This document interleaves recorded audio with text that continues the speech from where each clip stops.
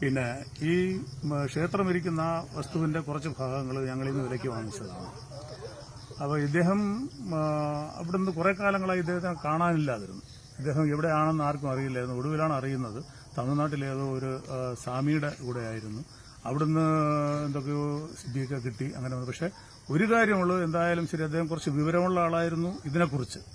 ആദ്യത്തെ കഥയല്ല, പോയിട്ട് വന്നതിന് ശേഷമുള്ള കഥ. കുറച്ച് വിവരമായിട്ടൊക്കെ സംസാരിക്കും, എടുക്കും. ഈ നമ്മുടെ ഈ ഇതിനെക്കുറിച്ച് ഹിന്ദു ആചാരത്തിനെക്കുറിച്ചും മര്യാദയെക്കുറിച്ചും കുറച്ച് കാര്യങ്ങളൊക്കെ നന്നായിട്ട് അറിയാവുന്ന ആളായിരുന്നു.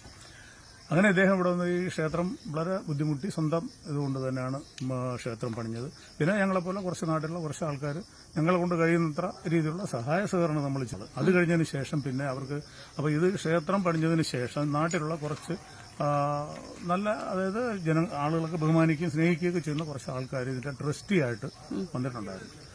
അപ്പോൾ ഇവരിവിടുന്ന് വെളുപ്പാരാവിലെ ഒരു 3-3:30 മണിയാകുമ്പോഴത്തേക്ക് വളരെ ഉച്ചത്തിൽ ഉച്ചഭാഷിണി ഉപയോഗിക്കുമായിരുന്നു. അപ്പോൾ അത് കുട്ടികൾക്കൊക്കെ വളരെ അരോചകമായിരുന്നു. കാര്യം അവർക്ക് പഠിക്കുന്നതിന് എടുക്കുന്നത് വളരെ ബുദ്ധിമുട്ടും പ്രയാസവും ഉണ്ടായി. അങ്ങനെ ഇവരൊക്കെ തന്നെ ട്രസ്റ്റ് എടുത്ത് തന്നെ നമ്മൾ പരാതികൾ പറഞ്ഞു. അവർ തന്നെ വന്ന് ഇദ്ദേഹത്തോട് പറയുന്നത് അത് 3:30 മണിക്കാണ് ഞങ്ങൾ പ്രതിഷ്ഠ നടത്തിയത്. എല്ലാ ദിവസവും 3:30 മണിക്ക് തന്നെ ഈ മയക്ക് ഞങ്ങൾ ഇത് ഉപയോഗിക്കും, ഉച്ചഭാഷണം ഉപയോഗിക്കും എന്ന്. അങ്ങനെ ഇവർ തമ്മിലൊക്കെ കുറേ പ്രശ്നങ്ങളൊക്കെ ആയി. അത് കഴിഞ്ഞ് ആരെങ്കിലുമൊക്കെ പൂജയ്ക്ക് കൊടുത്തു കഴിഞ്ഞാൽ അവരെ ഇഷ്ടപ്പെട്ട സമയത്ത് മാത്രമേ പൂജ നടത്തുള്ളൂ. ഇതിന്റെ ക്ഷേത്ര ആചാരങ്ങളെ പഠിപ്പിച്ചെന്ന് പറയുന്നു. പഠിച്ചിട്ടൊന്ന് അദ്ദേഹമാണ് ഇപ്പോൾ നിങ്ങളടുത്തൊക്കെ സംസാരിച്ചത്. അദ്ദേഹമാണ് പിന്നെ പൂജ നടത്തിക്കൊണ്ടിരുന്നത്. പിന്നെ പൂജയ്ക്ക് നമ്മൾ ആരെങ്കിലും എന്തെങ്കിലും പൂജയുടെ ഇതിനു വേണ്ടി കൊടുത്തു കഴിഞ്ഞാലും അവരുടെ സൗകര്യം അനുസരിച്ച് ചെയ്യും. രാത്രി പിന്നെ 1 മണിക്കും 2 മണിക്കൊക്കെ പൂജ നടത്താറുണ്ടെന്ന് പറയുന്നുണ്ട്. ഞാൻ കണ്ടിട്ടില്ല, ആളുകൾ പറഞ്ഞുള്ള അറിവാണ് നമുക്കുള്ളത്. അതൊന്നും ഒരു ഹിന്ദു ആചാരം അനുസരിച്ച് ചെയ്യാൻ പാടില്ലാത്ത കാര്യങ്ങളാണ്. പിന്നെ ഇവിടെ ഒരു നാഗരികാവ് ഉണ്ട്. നാഗരികാവ് ആദ്യം ഇപ്പോൾ ഇദ്ദേഹത്തിന് ഇത് ചെയ്ത ആ സ്ഥലത്താണ്. നഗരം വെച്ചപ്പോൾ തന്നെ വലിയ പ്രശ്നങ്ങളൊക്കെ ഉണ്ടായി. കാര്യം അടുത്തുള്ള വസ്തുവൊന്നും ആരെങ്കിലും വാങ്ങിക്കാനെടുക്കാനൊക്കെ നഗരം ഉള്ളതുകൊണ്ട് ബുദ്ധിമുട്ടും പ്രയാസമൊക്കെ ആയിട്ട് അങ്ങനെ പ്രയാസമായി. ഒടുവിൽ RDO ഒക്കെ വന്നൊക്കെ പ്രശ്നങ്ങൾ ഉണ്ടാക്കിയാണ്. ഒടുവിൽ എല്ലാവരും കൂടെ ചേർന്ന് സംസാരിച്ചൊരു മീഡിയേറ്ററൊക്കെ വന്ന് സംസാരിച്ചെടുത്താണ് പിന്നെ അതിനെ അങ്ങ് ഒഴിവാക്കി കിട്ടിയത്. അങ്ങനെ കുറേ പ്രശ്നങ്ങളും കാര്യങ്ങളൊക്കെ ഉണ്ടായിട്ടുണ്ട്. പിന്നെ ഇവരെ സംബന്ധിച്ച് ആരുടെയും മുഖത്ത് നോക്കില്ല, ആരുമായിട്ടും ബന്ധമില്ല. ഒരു ക്ഷേത്രം നമ്മൾ സ്ഥാപിച്ചു, നമ്മളെ കഷ്ടപ്പാടും ദുരിതമൊക്കെ അനുഭവിച്ച് തന്നെ സ്ഥാപിച്ചു. പക്ഷെ അത് ജനങ്ങൾക്ക് വേണ്ടിയല്ലേ, നമുക്ക് വേണ്ടി മാത്രമാണെന്നുണ്ടെങ്കിൽ അതിനെ ഒരു ഇതായിട്ട് വെച്ച് അങ്ങ് ചെയ്താൽ പോരെ. അപ്പം ഇത് ഒരു ക്ഷേത്രം എന്ന് പറയുമ്പോഴത്തേക്ക് എല്ലാവർക്കും ആരാധനാ സ്വാതന്ത്ര്യവും കാര്യങ്ങളും ഉള്ളതാണ് ഒരു ക്ഷേത്രം.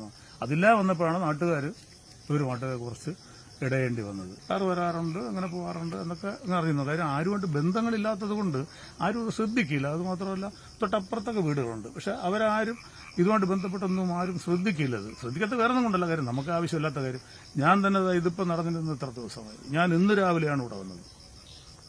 കാര്യം തൊട്ടപ്പുറത്താണ്. അപ്പം അവിടെ തന്നെ എൻ്റെ മക്കളും കാര്യങ്ങളും ഇവരുടെ ശേഷാരനാണ്. ഇവരൊക്കെ വന്നിട്ട് അതെന്താ മാമൻ വരാതെ, അച്ഛൻ എന്താ അങ്ങോട്ട് പോകാത്ത? ഞാൻ നമുക്ക് ആവശ്യമില്ലാത്ത കാര്യത്തിൽ നമ്മൾ ഇടപെടേണ്ട കാര്യമില്ല. കാര്യം അത് അന്വേഷിക്കാനുള്ള ബാധ്യത പോലീസിനുള്ളതാണ്. നാട്ടുകാരെന്നുള്ള നിലയ്ക്ക് എല്ലാവരും പരാതി കൊടുത്തിട്ടുണ്ട്, ഒക്കെ കൊടുത്തിട്ടുണ്ട്. അത് അന്വേഷിക്കാനുള്ളത് പോലീസിനുള്ളതാണ്. പോലീസ് അന്വേഷിക്കട്ടെ.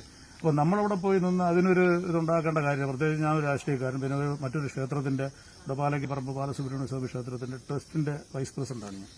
അപ്പോൾ അങ്ങനെയൊക്കെ നിൽക്കുമ്പോൾ നമ്മളിപ്പോൾ അങ്ങനെ മറ്റൊരു ക്ഷേത്രമായിട്ട് ബന്ധപ്പെട്ട് നിൽക്കുമ്പോൾ ഇവിടെ വരുമ്പോൾ അത് വേണു വന്നിട്ട് ഇങ്ങനെ ആ ക്ഷേത്രമായിട്ട് ബന്ധപ്പെട്ട ആളാണ് ഇവിടെ വന്ന് ഇത് കാണിച്ചെന്ന് പറയുമ്പോഴത്തേക്ക് നമ്മുടെ ക്ഷേത്രത്തിനും പാർട്ടിക്കും അതൊരു അപമാനമായിട്ട് വരും. അതുകൊണ്ടാണ് ഞാൻ ഇതുവരെ വരാം. പക്ഷെ എല്ലാവരുടെയും നിർബന്ധം കൊണ്ടാണ് പിന്നെ ഇവിടെ വന്നത്. അവിടെ നിൽക്കുന്നത് എൻ്റെ ഒരു അനിയനാണ് തോന്നിയത്, കൈയും കെട്ടി നിൽക്കുന്നത്.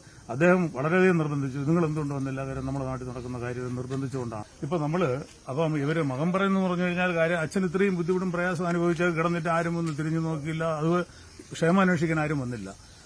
അത് വേറെ കാര്യം. പക്ഷെ ഒരാള് സുഖമായിട്ട് താമസിക്കുമ്പോഴത്തേക്കോ അല്ലെങ്കിൽ അയാൾ നല്ല സുഖമായിട്ടിരിക്കുമ്പോഴത്തേക്കോ ആരും അങ്ങനെ അന്വേഷിച്ചില്ല എന്ന് വരാം. പക്ഷെ മരണപ്പെട്ടു എന്ന് പറയുമ്പോഴത്തേക്ക് എന്തുകൊണ്ടാണ്? അതും പ്രശ്നം ഉണ്ടാക്കിയ ഇവര് തന്നെയാണ്.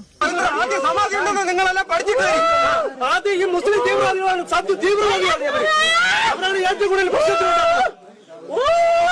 എന്റെ പ്രാണനെ ഹത്യ ചെയ്തിട്ട് മാത്രമേ നാട്ടുകാരെ വാക്യം കേട്ടുകൊണ്ട് ഇങ്ങോട്ട് വരണ്ട. അച്ഛന്റെ